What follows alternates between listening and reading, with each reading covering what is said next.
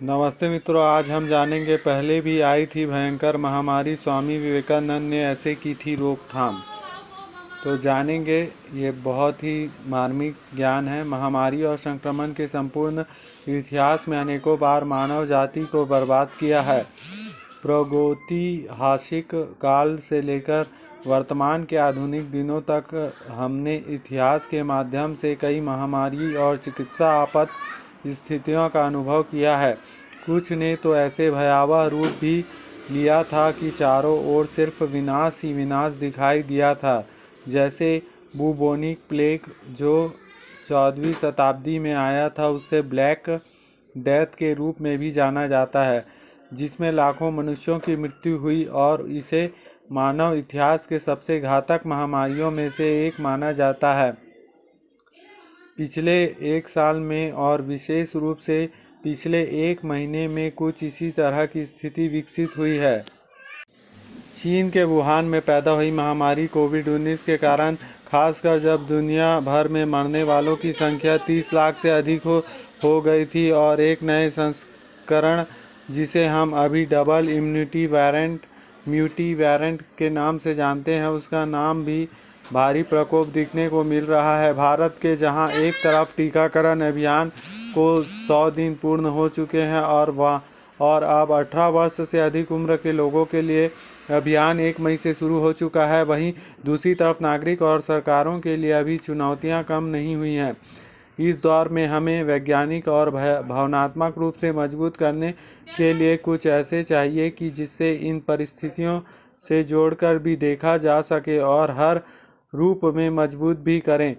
1898 में बंगाल में आई प्लेग महामारी के दौरान योद्धा संन्यास स्वामी विवेकानंद द्वारा लिखित 122 वर्ष पुराने प्लेग मैनिफेस्टो में पर हमारी खोज रुक सकती है। यह मार्च 1898 का समय था। स्वामी विवेकानंद कलकत्ता प्रवास में थे। वहां नीलांबर मुखर्जी के बाग पर बेलूर में एक मठ के रुके हुए थे। हमें स्वास्थ्य संबंधी अनेकों समस्याएं हो रही थी और सुधार में कोई संकेत नहीं था, बल्कि यह लगातार बिगड़ रहा था, जिसकी देखते हुए उनके गुरु भाइयों ने उन्हें दार्जिलिंग में प्रवेश करने के लिए कहा, क्योंकि वहां की पिछली यात्रा में हुए जलवायु परिवर्तन से स्वामी विवेकानंद को शारीरिक लाभ हुआ था। स्वामी विवेकानंद 30 मार्च 1898 में दार्जिलिंग के लिए रवाना हुए और लगभग 1 महीने वहां बिताया। हालांकि वहां तक पहुंचने के लिए उन्हें पहाड़ पर अत्यधिक चढ़ाई करनी पड़ी और उस वर्ष जल्दी बारिश होने के कारण उन्हें बुखार हो गया और बाद में खांसी और जुकाम भी रहा। अप्रैल के अंत में स्वामी विवेकानंद ने वापस कलकत्ता लौटने की योजना बनाई, लेकिन वहां ऐसा नहीं कर सके क्योंकि उन्हें फिर से बुखार और फिर इन्फ्लुएंजा का संक्रमण हो गया था। इसी बीच में 29 अप्रैल को गुरु भाई स्वामी ब्रह्मानंद ने उन्हें सूचित किया कि कलकत्ता में प्लेग महामारी फैल गई है। कलकत्ता में बहुत से लोग पलायन कर रहे हैं और यदि आपका स्वास्थ्य ठीक नहीं है तो डॉक्टर की सलाह लें और कुछ दिनों बाद वापसी करें। जैसे ही स्वामी विवेकानंद को खबर मिली, वे बीच में किसी स्थान पर रुके बिना कलकत्ता जाने को तैयार हुए। कलकत्ता पहुंचते ही वहां राहत उपायों में आयोजित करके प्लेग और भगदड़ दोनों में निपटने के मिशन से खुद को झोंक दिया। विवेकानंद ने सबसे पहले कलकत्ता के लोगों का एक पत्र लिखा, जिससे हम सब प्लेग मैनिफेस्टो के नाम से जानते हैं। स्वामी विवेकानंद ने मूल रूप से अंग्रेजी में प्रारूपित तथा हिंदी और बंगाली में अनुवादित अपने पत्र में प्लेग मैनिफेस्टो में बंगाल के लोगों को डर से मुक्त रहने के लिए कहा, क्योंकि भय सबसे बड़ा पाप है। स्वामी को पता था कि महामारी के वातावरण में मानव को कमजोर कर दिया है, इसलिए उन्होंने लोगों को आह्वान किया, मन को हमेशा खुश रखो, एक दिन तो मृत्यु होती ही है सबकी। कायरों को बार बार मौत की वेदना का सामना करना पड़ता है केवल अपने मन को भय के कारण। उन्होंने इस डर को दूर करने की आग्रह किया। आओ हम सब इस झूठे भय को छोड़ दें और भगवान की असीम करुणा पर विश्वास रखें। कमर कस लो और कार्यवाही के क्षेत्र में प्रवेश करो। हमें शुद्ध और स्वच्छ जीवन जीना चाहिए। रोग महामारी का डर आदि ईश्वर की कृपा से समाप्त हो जाएगा।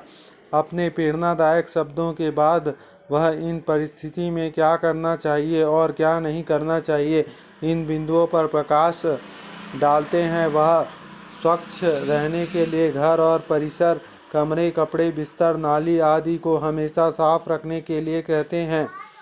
वह आगे लिखते हैं कि बासी खराब भोजन ना करें, इसके बजाय ताज़ा और पौष्टिक भोजन ले। कमज़ोर शरीर व बीमारी की आशंका अधिक होती है।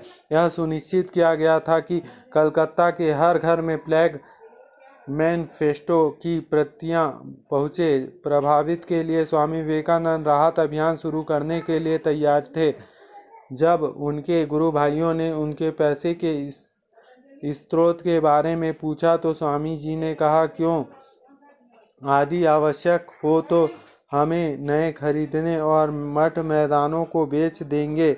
हम सन्यासी हैं और भिक्षा पर रहते हैं और तथा पहले की तरह फिर से पेड़ के नीचे सोना शुरू कर देंगे। ऐसी नौबत नहीं आई और उन्हें काम के लिए पर्याप्त धन मिल गया था। भूमि का एक व्यापक भूखंड सरकार अधिकारी के साथ समन्वय करके किराए पर लिया गया था, जहां आइसोलेशन सेंटर स्थापित किए गए थे। राहत कार्य शुद्ध स्तर पर किया गया और स्वामी विवेकानंद द्वारा अपनाए गए उपायों ने लोगों को विश्वास दिलाया कि वे महामारी से लड़ सकते हैं। लोगों ने देखा कि सन्यासी का काम केवल सन्यासी का नहीं होता, बल्कि वेदांत का प्रचार करना नहीं है, बल्कि अपने देशवासियों के लिए वेदांत की शिक्षाओं को मूर्त रूप में लाना है। अगले वर्ष मार्च महीने में कलकत्ता में दूसरी बार प्लेग ने दस्तक दी। स्वामी विवेकानंद ने बिना समय गंवाते हुए राहत कार्य के लिए एक समिति का गठन किया, जिससे भगिनी निवेदिता को सचिव और उनके गुरु भाई स्वामी सदानंद को पर्यवेक्षक और स्वामी शिवानंद, नित्यानंद और आत्मानंद को सदस्य बनाया गया। सभी ने कलकत्ता के लोगों को सेवा देने के लिए दिन रात कार्य किया। विवेकानंद ने आग्रह किया, भाई अगर आपकी मदद करने वाला कोई नहीं है तो बेलूर मठ में श्री भगवान रामकृष्ण के सेवकों को तुरंत सूचना भेजे, हर संभव मदद पहुंचाई जाएगी। माता की कृपा से मौद्रिक सहायता भी संभव हो जाएगी। शाम बाजार, बाग बाजार और अन्य पड़ोसी इलाकों में मलिन बस्ती की सफाई के साथ मार्च 1899 में राहत कार्य शुरू हुआ। वित्तीय सहायता के लिए समाचार पत्रों के माध्यम से गुहार भी लगाई गई। भगिनी निवेदिता ने स्वामी विवेकानंद के साथ प्लेग पर अनेकों व्याख्यान दिए।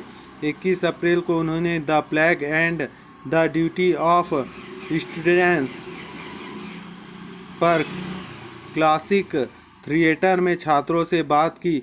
सिस्टर निवेदिता ने पूछा, आप में से कितने लोग स्वेच्छा से आगे आएंगे और झोपड़ियों की सफाई में मदद करेंगे।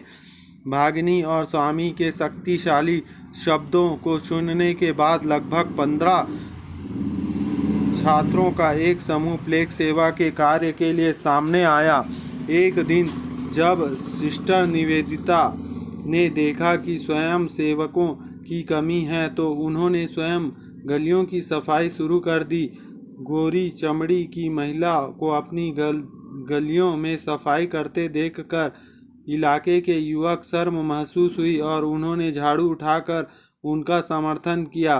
भगिनी निवेदिता ने खुद को अस्थायी रूप से एक ऐसे बस्ती में स्थानांतरित कर दिया था कि जो प्लेग महामारी से सबसे अधिक प्रभावित थी, वहाँ दिन रात दीवारों को सफ़ेद रंग करने में लगे रहती थी और उन बच्चों को देखभाल करती थी जिनकी माताओं का महामारी से देहांत हो चुका था। संभवतः खतरे की नज़रअंदाज करते हुए भी वह अपने कार्य में संलग्न रही। उन्होंने अपनी एक अंग्रेजी मित्र मिसेज कुलस्टन को लिखा, अंतहीन का काम है, केवल यहाँ रहना ही नहीं अपने आप में काम है। अंततः रामकृष्ण मिशन की टोली ने इस बीमारी को नियंत्रित करने के लिए कामयाबी हासिल की। इसलिए एक जागरूक नागरिक के रूप में हमें आसपास की अफवाहों पर ध्यान नहीं देना चाहिए और महामारी से बचने के लिए अनुकूल व्यवहार का पालन करते हुए आसपास के लोगों को अधिक से अधिक मदद करना चाहिए। वातावरण को सकारात्मक बनाने का प्रयास करना चाहिए, क्योंकि सरकार वो बहुत अच्छा कर सकती है लेकिन सब कुछ नहीं कर सकती। तो सभी लोग अपने घर में तुलसी पौधा अवश्य लगाएं। करीबन 5-6 तुलसी पौधा होना चाहिए जिससे ऑक्सीजन की कमी ना हो। और तुलसी का पौधा जहाँ भी रहता है 200 मीटर तक का एरिया पवित्र कर देता है और रोगाणुनाशक कर देता है, इसलिए तुलसी अवश्य लगाएं। जय श्री राम।